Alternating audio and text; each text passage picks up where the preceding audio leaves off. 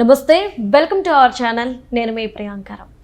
Parakamani case, ఈ case గురించి updates చూస్తే ఇది ముందుకు సాగుతుంది. చాలా త్వరితగతిన విచారణ జరుగుతుంది. త్వరలోనే దోషుల్ని అరెస్ట్ చేస్తారు అని చెప్పేసి ప్రతి ఒక్కరూ భావించారు. కానీ ఈరోజు రైల్వే ట్రాక్ పక్కన ఒక డెడ్ బాడీ కనిపించింది. అది ఎవరిది అంటే, ఎవరైతే సాక్షి ఉన్నారో ఆ సాక్షి సతీష్ కుమార్ది.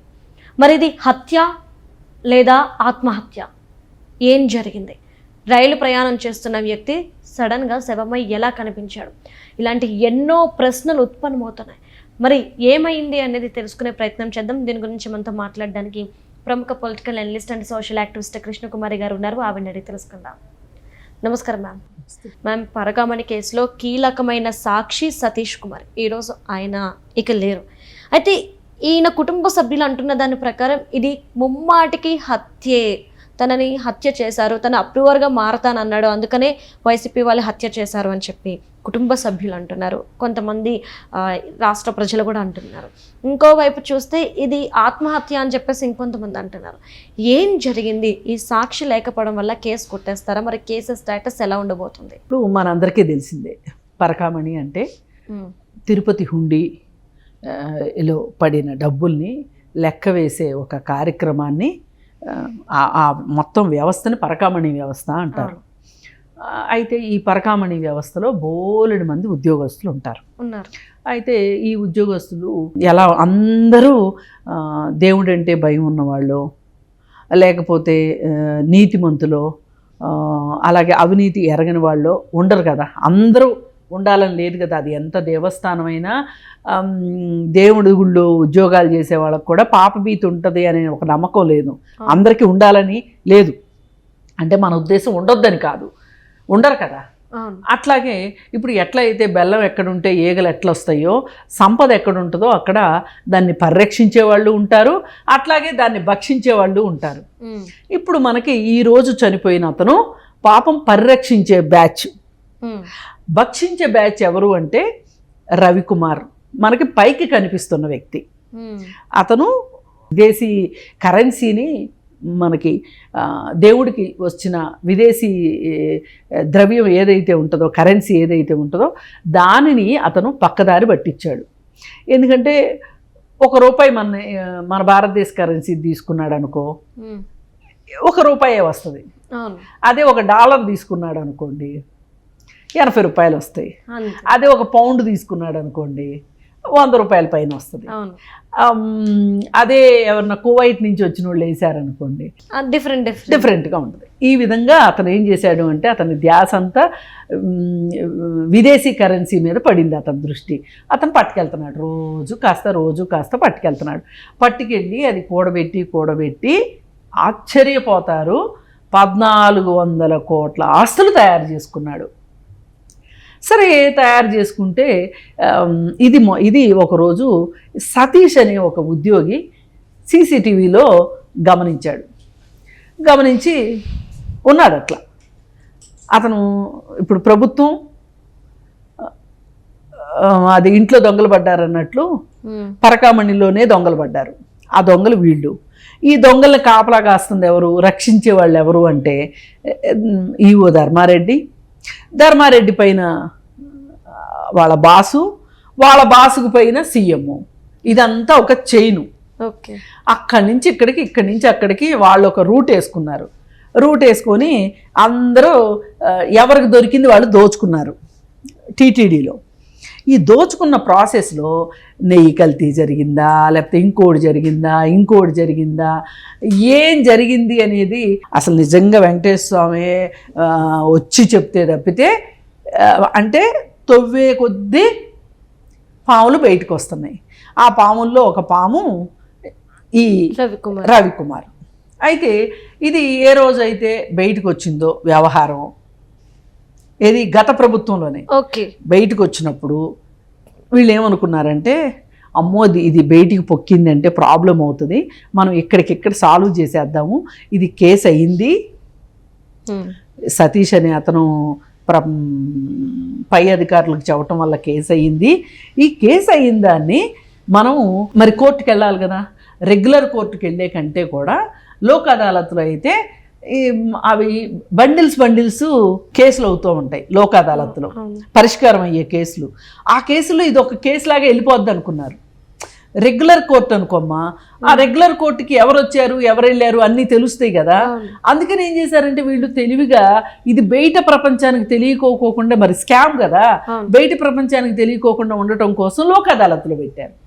అయితే లోక్ అదాలత్లో పెట్టాలి అని అనుకున్నప్పుడు ఈ దేవస్థానం కేసులు ఇట్లాంటి కేసులు పెట్టకూడదు అనేది ఏదో ఒక రూల్ ఉంటుంది. అయితే వీళ్ళు దాన్ని కూడా మతలబు చేసేసి అక్కడ సెటిల్ చేసేసి ఈ 1400 కోట్ల రూపాయల ఆస్తులు ఏవైతే ఉన్నాయో ఎవరికి కావాల్సింది వాళ్ళు పనిచేసేసుకుని గప్చిప్ సాంబార్ బుడ్డి అయిపోయారు. అయిపోతే ఇప్పుడు ఈ కల్తీ నెయ్యి వ్యవహారం బయటకు వచ్చిన తర్వాత ఒక్కొక్కటి ఇప్పుడు ఈ పరకామణి కేసు కూడా బయటకు వచ్చింది. బయటకు వచ్చినప్పుడు దీన్ని తవ్వి తీశారు. అయితే టీటీడీలో ఏ కేసు జరిగినా ఏది జరిగినా ధర్మారెడ్డికి తెలియకుండా జరగదు. ఈవో ఆయనే కదా, ఆయనకేమో టీటీడీ చైర్మన్ శుభాశీస్సులు ఉన్నాయి. అందుకని దొంగలు బయటికి రావట్లా. ఇప్పుడు ఏమైంది, ప్రభుత్వం మారింది, కల్తీ నెయ్యి వ్యవహారం వచ్చింది. మొదటగా ప్రభుత్వం మారగానే ఫస్ట్ బయటకు వచ్చింది కల్తీ నెయ్యి వ్యవహారం. అది అయిపోయిన తర్వాత ఈ పరకామణి వ్యవహారం. ఇప్పుడు ఆ కల్తీ నెయ్యి విషయంలోనూ విచారణకు హాజరయ్యాడు ఎవరు, ధర్మారెడ్డి, ఈవో ధర్మారెడ్డి. ఇప్పుడు ఈ పరకామణి కేసులో కూడా ఆయన ఉన్నాడు. సరే, ఇప్పుడు ఈ కేసుని మళ్ళీ తవ్వి తీస్తే సుప్రీంకోర్టు కూడా అబ్జెక్షన్ చెప్పింది.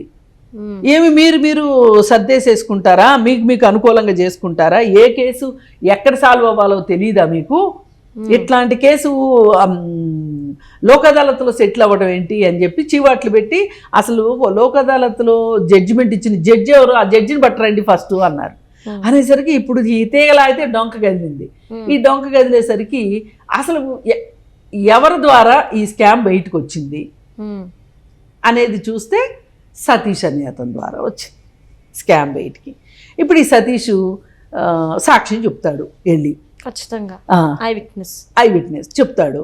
ఆయన చెప్పాడే అనుకో, ఈ కేసు ఇంకా బలంగా ఎంతమంది తలకు చుట్టుకుంటుందో కూడా అర్థం కాని విషయం అన్నమాట ఇది. ఇప్పుడు అతను ఒక్కడి మీదుగా వెళ్తుంది అనుకోండి, ఎవరు రవికుమార్ ఒక్కడి మీదుగా వెళ్ళే కేసు అయితే కనుక ఇంత హత్యలు చేయాల్సిన అవసరం ఉండేది కాదు.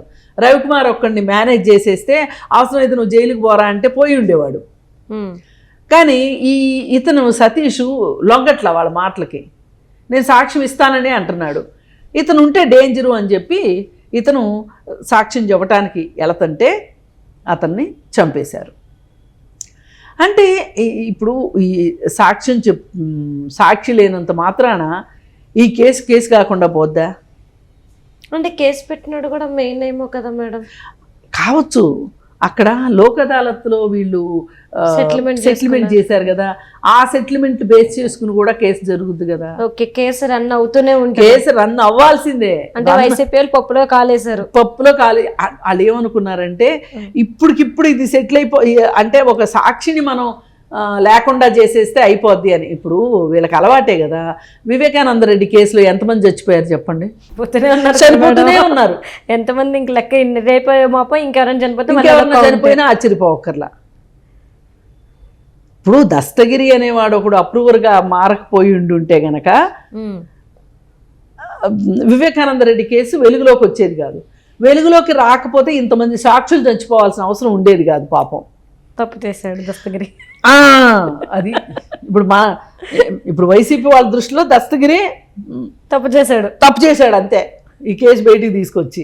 అట్లాగే ఇప్పుడు ఈ కేసులో కూడా ఈ సతీష్ అనే అతను తప్పు చేశాడు.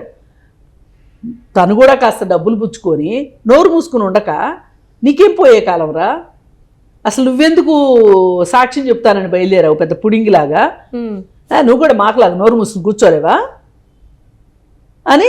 నీకు ఇట్లా కాదులే, నీకు మామూలుగా చెప్తే అర్థం కావట్లేదు, గంటె కాల్చి వాత పెడితే కానీ సరిపోదు అనుకుని వాళ్ళు ఇతనికి పాపం జైలు శిక్ష వేసేసినట్టు మరణ శిక్ష వేసేశారు. వీళ్ళే కోర్టు వీళ్ళే జడ్జి కాబట్టి. ఎందుకంటే లోక్ అదాలత్లో సెటిల్ అవ్వకూడని కేసుని మామూలు నార్మల్ విధానంలో